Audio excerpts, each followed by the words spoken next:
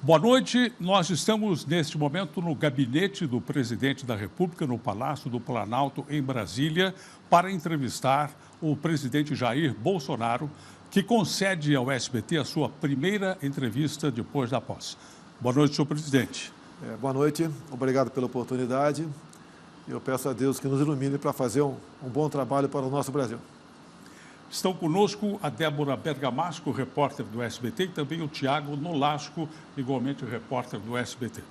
Senhor presidente, nós sabemos que a reforma da Previdência é fundamental neste ponto do seu governo, até para viabilizá-lo, né? Porque se a reforma for aprovada, tudo tende a correr muito melhor. Eu queria perguntar ao senhor o seguinte, em primeiro lugar, quando que o senhor pretende mandar, em que data, a reforma para o Congresso Nacional? Eu sei que o senhor está para receber o anteprojeto por esses dias, mas o que o senhor já pode nos adiantar quanto ao formato da proposta do governo? O que nós queremos é aproveitar a reforma que já está na Câmara, começou com o senhor Michel Temer. Vamos rever alguma coisa, e porque a boa reforma é aquela que passa na Câmara e no Senado, não a que está na minha cabeça ou da equipe econômica. E ela interessa para todos nós. Estamos numa situação, mais 2, 3 anos, entraremos em colapso.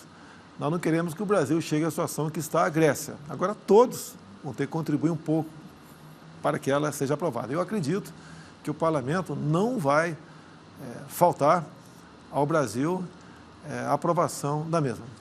Uma notícia que circulou hoje dá conta de que já existe uma idade mínima aprovada para essa proposta da Previdência de 65 anos para os homens, 63 para as mulheres ou 63 anos para os dois. Isso procede? Olha, o que nós pretendemos fazer, ao você botar num plano a reforma da Previdência, nós passarmos dar um corte até o final de 2022. Essa aqui é uma ideia inicial. Aí seria aumentar para 62 os homens, 57 as mulheres, não de uma vez só, né? Um ano a partir da promulgação e outro ano a partir de 2022. Essa é a ideia. E o futuro presidente reavaliaria essa situação e botaria para o próximo governo, 2023 até 2028, né? Passar para 63, 64. Essa aqui é a ideia. Que quando você bota tudo de uma vez só num pacote, primeiro que você pode errar, e nós não queremos errar. Mas a oposição, como regra no Brasil, quanto pior estiver o governo melhor, vai usar os 65 anos para dizer à população que nós fizemos uma tremenda maldade com o povo. Não queremos fazer isso aí. Isso tem a ver muito com o serviço público. Você não pode, por exemplo, você pega o IBGE, né? Você vê nas estatísticas ali, a expectativa de vida no Piauí, 69 anos. Então, o 65 fica um pouco forte para algumas profissões. Você tem que levar em conta isso daí. E o que mais pesa no orçamento, né, é a questão da Previdência Pública. Essa vai ter maior atenção da nossa parte. E, no meu entender, vamos buscar também eliminar privilégios. Então, não é uma reforma simplesmente dar um número para todo mundo. Haverá diferença para facilitar a tua aprovação e também não fazer injustiça com aqueles que têm uma expectativa de vida menor. Presidente, boa noite. O senhor citou aí a questão dos privilégios, né? Eu queria saber se o senhor pretende aumentar a alíquota de contribuição previdenciária para os servidores públicos. Olha, eu não pretendo, deixa bem claro isso aí. Eu sei que em São Paulo passou de 11% para 14%.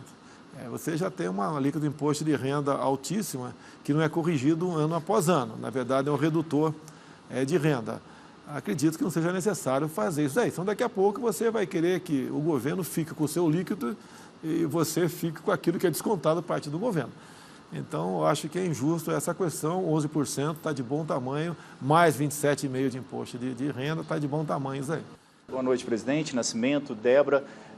Ainda falando de Previdência, se diz que a proposta que o Paulo Guedes, o ministro da Economia, vai apresentar para o senhor, apresentaria uma possibilidade de começar a idade do serviço público, do servidor público, um pouco maior do que os trabalhadores do regime geral. O senhor acha viável essa proposta? Como regra, o servidor público, você tira aí o pessoal da segurança. Como regra, não está sujeito àquelas intempéries dos outros, né? Do geral da Previdência. Então, eu acho justo essa questão do contrato de servidor público. E grande parte do nosso déficit é a Previdência Pública da União, Estados e municípios. Bom, na apresentação do plano econômico do governo, falou-se em imposto único, né?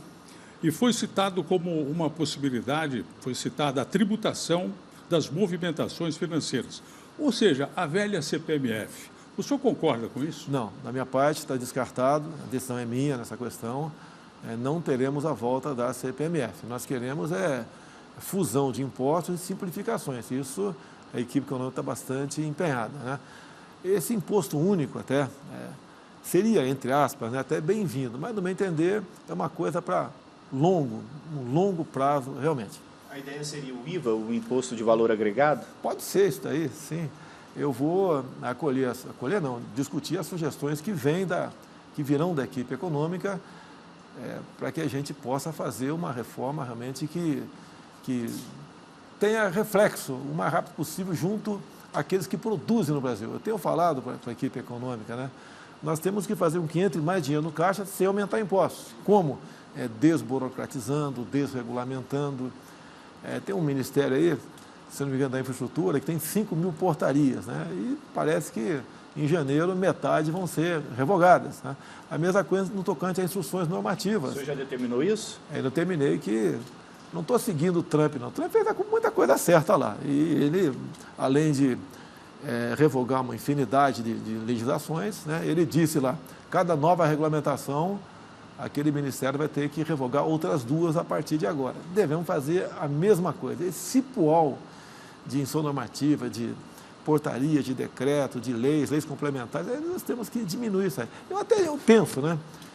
Quanto mais complicado é um país, né, mais leis ele tem.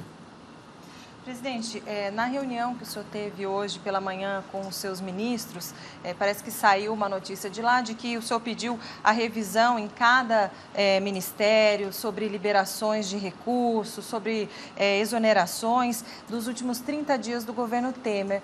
Qual que é o seu objetivo com isso? Tem alguma coisa que o senhor viu, já detectou que não está te parecendo boa?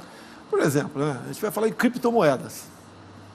Uma das publicações de Estado da União, em torno de 40 milhões de reais, para que o índio brasileiro passe a ter acesso a criptomoedas. É lamentável uma decisão nesse sentido, vai ter que ser revista. A Damares já conseguiu sustar a liberação desse recurso. Outras vão tentar rever, você pode ver. Lei Rouanet, por exemplo, lá Furnas, Rio de Janeiro. No dia 12 de janeiro, 21 processos foram assinados.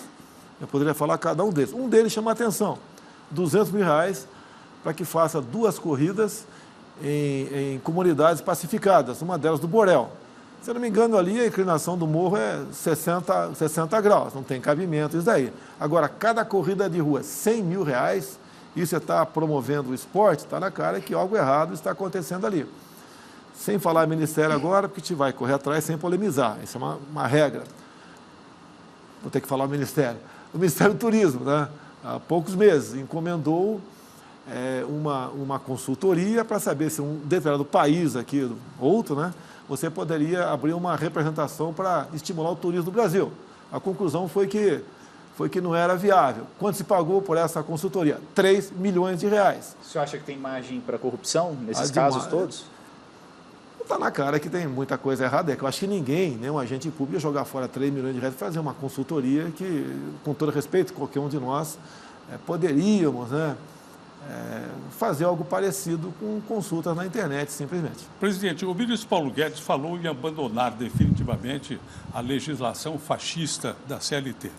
Pode vir aí uma nova reforma trabalhista? O que mudaria para o trabalhador? O Paulo Guedes sabe, já tem discutido com ele, que os direitos trabalhistas estão previstos no artigo 7º da Constituição e não pode ser mexidos por emenda à Constituição porque estão nas tal das cláusulas pétreas. Ele pretende, como exemplo da última reforma que nós fizemos, facilitar a vida de quem produz no Brasil. Quando eu falei que é difícil ser patrão no Brasil, os sindicatos falam, é difícil ser empregado. E eu responderia agora, que não tive a oportunidade de responder, mais difícil ainda estar desempregado. É a situação que está o Brasil. O Brasil é um país de direitos em excesso, tá? Agora falta emprego. Porque quando você pensa em produzir alguma coisa, quando você vê a questão dos encargos trabalhistas, que atrapalha a todo mundo no Brasil, aquela pessoa desiste de empreender. Olha os Estados Unidos, por exemplo, lá não tem quase direito trabalhista nenhum. Não adianta você ter direito e não ter emprego, não ter trabalho. Então a ideia é aprofundar mais ainda uma reforma na legislação trabalhista, sem tirar direito de ninguém, porque você nem pode pensar nisso, porque os direitos estão previstos no artigo 7º. Então, o senhor acha que